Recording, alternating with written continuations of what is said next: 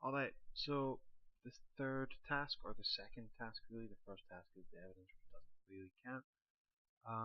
You're creating a database. Currencies are going to be in pounds. However, pounds aren't available. There's always, you can use another, but you're best to use the one it suggests if you can. As always, you import the files in CSVs. The first import is members. Go to the external data again. You will be taking your files in from the folder in which you save things. Mine happens to be this one. Obviously you'll know where your files are, and I do not because I don't have your computer.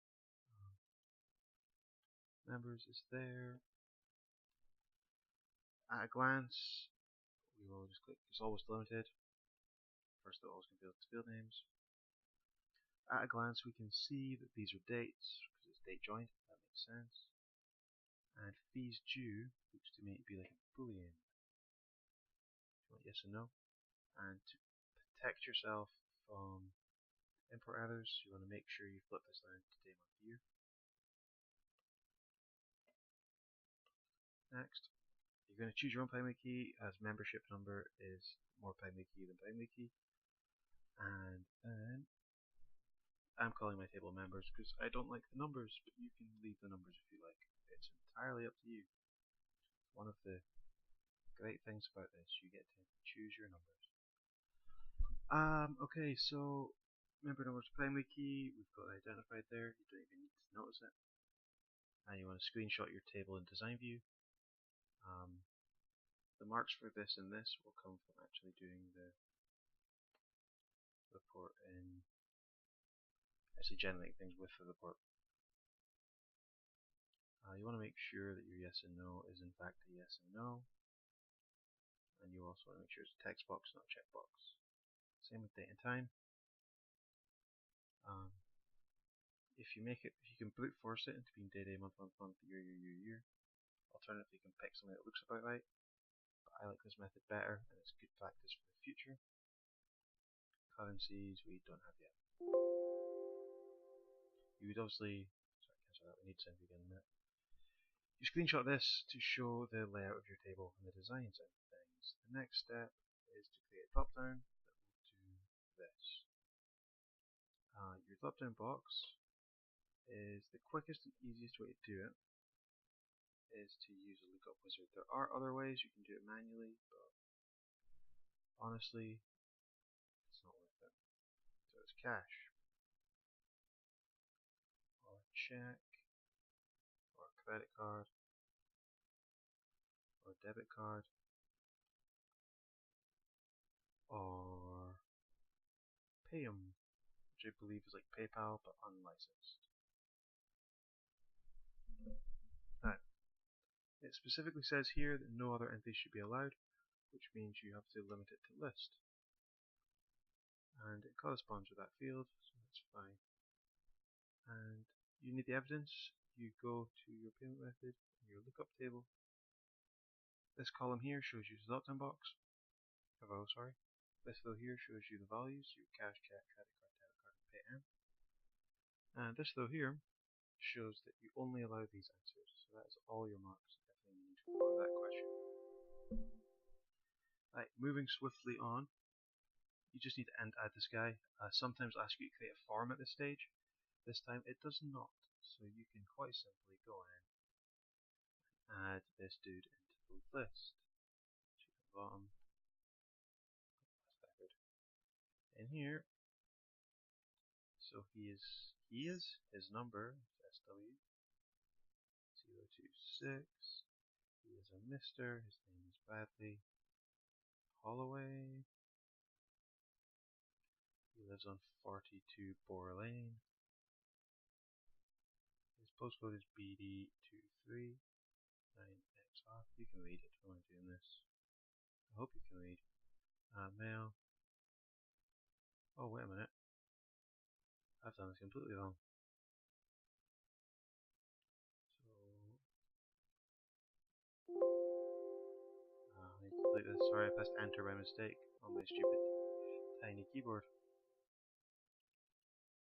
So this This is one of Access's lovely features. It goes absolute bananas if something goes on. Right, sorry, so he is on 42 Bower Lane. His postcode is BD239XR.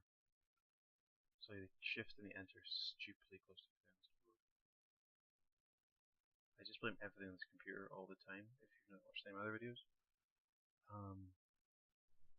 it's just to make up for my gross incompetence, essentially. Yeah, and the card. It's in the list.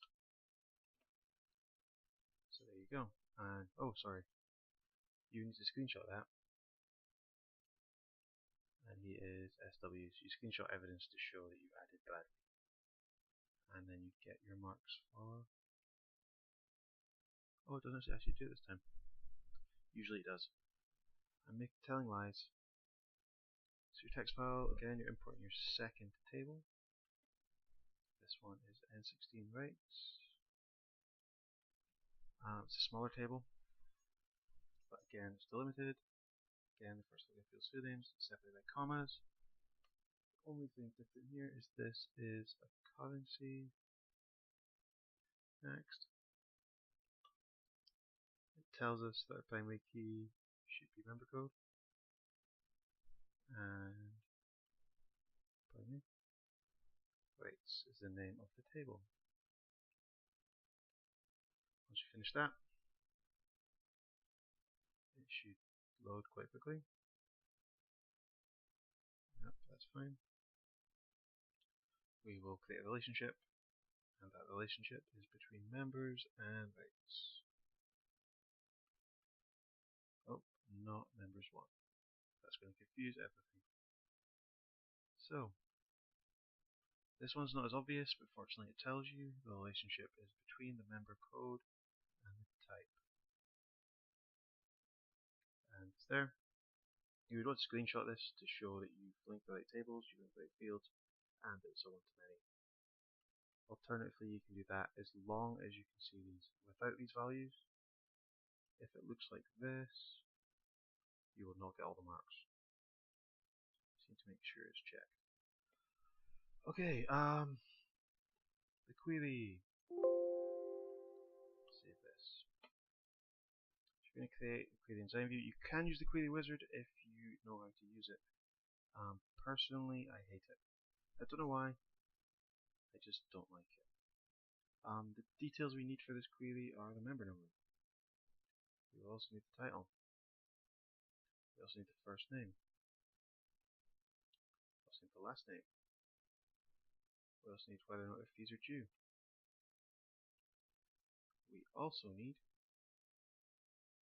the date that they joined. We also need the member type. We also need their annual fee and late payment as a calculate field. Okay, there's two ways you can do calculate fields. You can manually type it in if you know how to do that, or if you're not so sure, you can build the expression. So you type in the name, late underscore payment.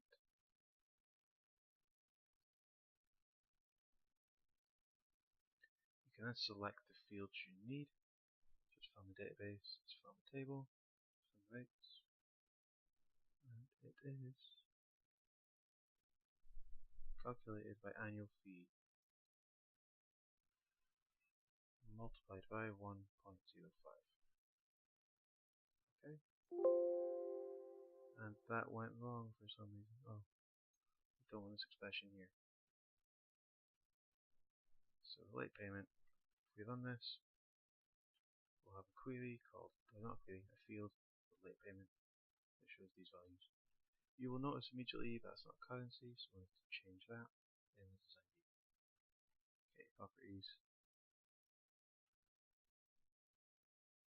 And when it's back, you can see it all.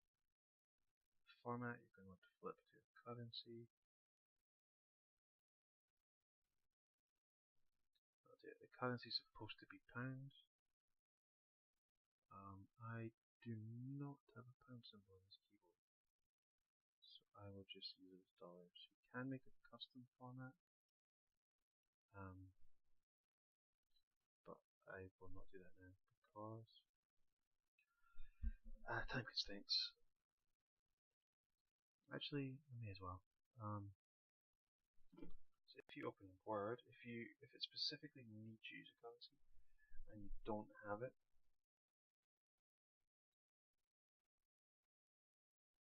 you can insert a symbol.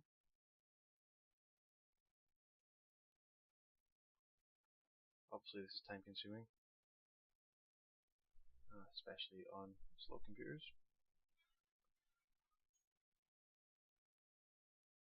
Right, I'll do the other detail. Oh, there you go.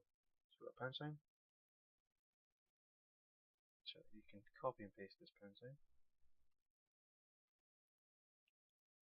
in theory, if it lets you. Copy. In Access, instead of currency format, you can put pound sign and 0.00,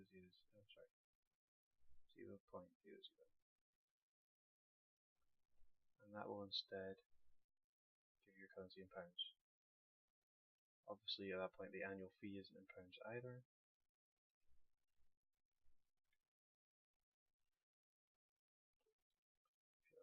So that's converted all to pounds. You don't have to do that. It does say you can use other currencies, but in some situations you might have to. Don't think they do it in GCSE anymore though. So this field's in order, and the calculate field. We also need people who joined after the 1st of January 2015. Date joined 01/01/2015. They were decimal points. 01/2015. And you want to have oh, it's greater than that, sorry. So after that date, you want people whose fees are due, so yes. And also anyone whose type does not include TE. So you want to add type, and don't include TE. If you've done that, you should have a whole bunch of yeses that don't include TEs. And that's that. You can save this query as whatever you want. It doesn't matter. No one ever sees it. Overdue. Okay. So then you need to create a report. So all the query stuff's like the first half of it. The rest of it you can sort out in the report. I'm going to do this a bit differently from usual. I'm going to still use the wizard. But all of this, all of this apart from type, because it doesn't ask for it. We put the query in the right order, so it speeds it up here. You want to keep it in the right order, so you don't want to change this sound at all. There's no grouping. So Access has started, when you do the started sorting the fields also in order of what you pick here. So if you leave this for now, it's landscape by the way. It's in a single page wide, so adjust the columns. Tabular will pretty much always do. And the title of the report is Overdue Membership Fees. Overdue Membership Fees. Fees? Fees. You get the sign.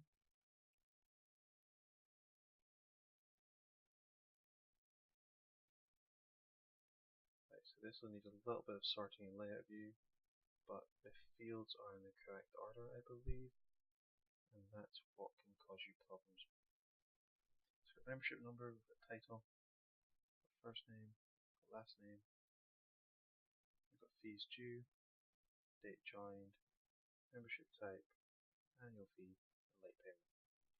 There's one mark available for making sure these are all in the correct order. It's like the most annoying mark ever.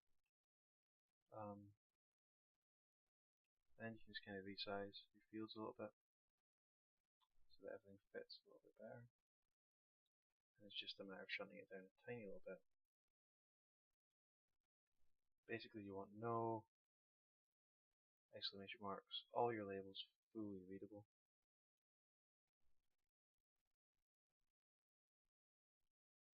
Date joined. Some of these fields.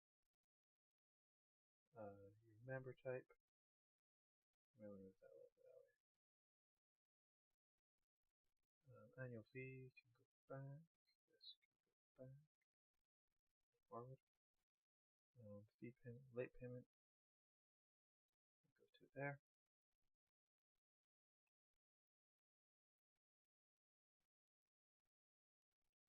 And then time view is a few more things to do this. The layout's all sorted apart from this looks a bit wonky. Move last name up. I mean, if you've got extra time to end, you can spend literally hours doing this. It's one of these things that is simple, but can just be a bit fiddly. Okay, the sorting is where we went wrong. So, in your design view, you have group and sort here. And you can add a sort based on every field you want. So it's sorted by member type. And we want to sort with A on top because it's ascending. So it goes from A to Z. We then want to add a second sort. That's the last name. And again, it's ascending order. So that'll do that without reshuffling all your layouts and stuff, which is much more efficient. We want to calculate the total annual fees and put that underneath the position with the correct label.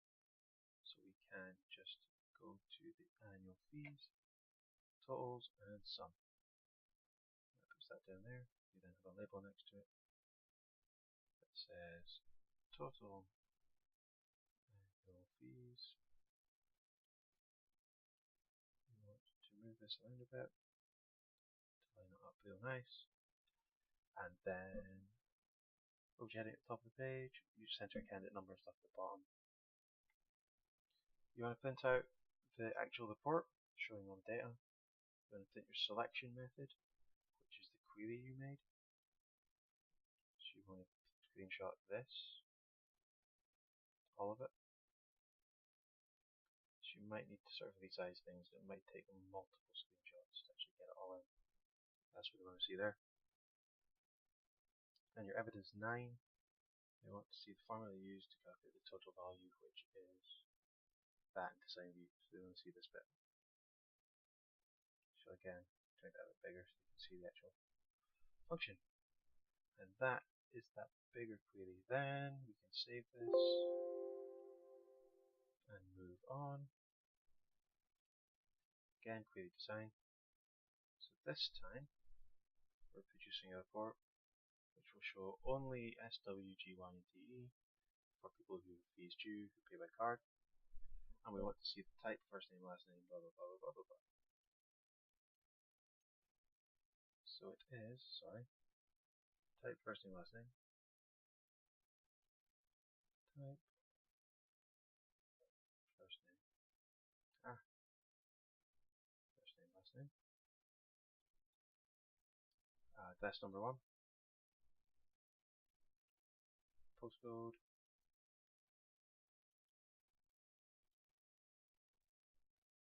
pay method, and fees due.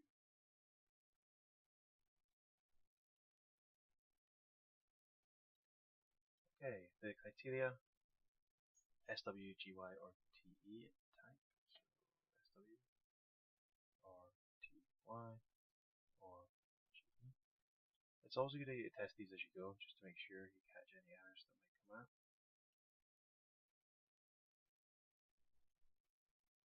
GY or TE, sorry, that would explain that. GY, see, that's what I mean by testing it. SW, GY, TE, so a whole bunch of them there. We want all the ones that the fees are due on, so yes. And we want all the ones who pay method starts with credit and debit cards.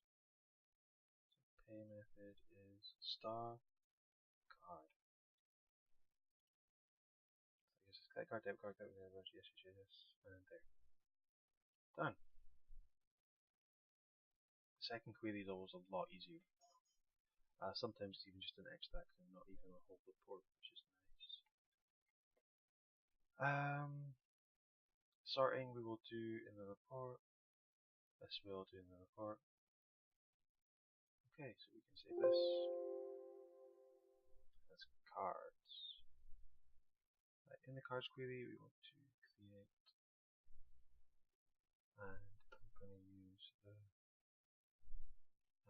report wizard. We want everything. I didn't need to hide anything there. Okay. I don't want to group by type. We'll do the sorting in a minute. This one is landscape portrait.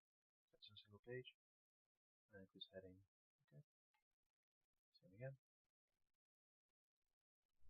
So it is single activity card payments.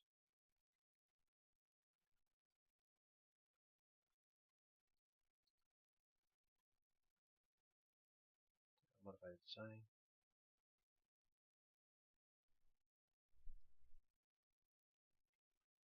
So once again, we'll sort the layout view in a minute. But you want to sort the pay methods in descending order.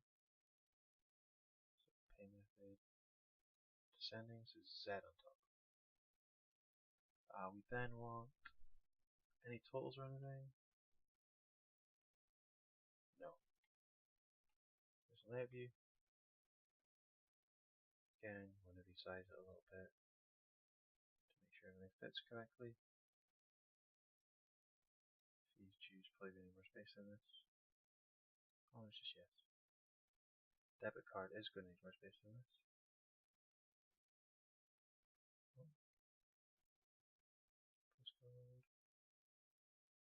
Gives a little space. Payment method.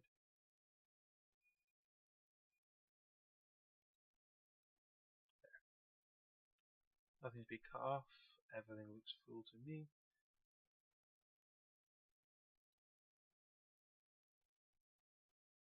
Page 1 of 1.